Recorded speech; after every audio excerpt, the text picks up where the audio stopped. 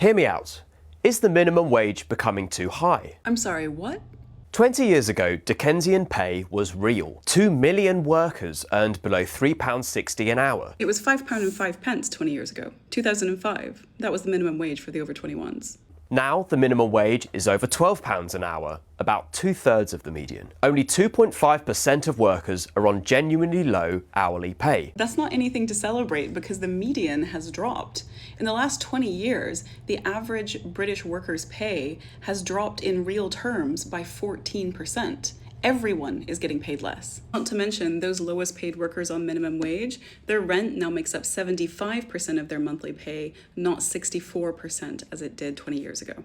But hang on, what do the employers think about all of this? This year's rise made minimum wage workers 7% more expensive to employ.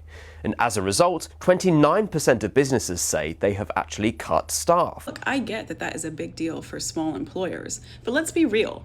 Most people in the UK are employed by large employers. The single biggest category of employer with the most people employed is companies with over 1,000 employees. And for those companies, well, even just since the pandemic, we know that their profits have soared by over 30% and they are paying 20% more back to their shareholders. So I do not think that they are suffering. The minimum wage has done its job. Now it's time to make British wages aspirational again.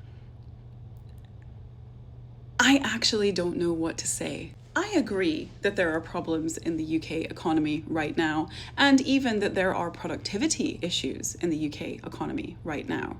But to lay the issue at the steps, at the feet of the people who are spending more and more time trying to feed, clothe, educate, and house themselves and their loved ones, instead of looking at the system that makes it harder and harder every year to simply look after yourself and have some sense of hope and growth and excitement for the future is honestly shocking and so irresponsible. The British working public are smart and hardworking and innovative, and they are super keen to make this country more productive, exciting, build better things. But that's hard to do when you're having to focus on the necessities, and it gets worse every year. And so really, I just have one final question. When you say this, That fight's over.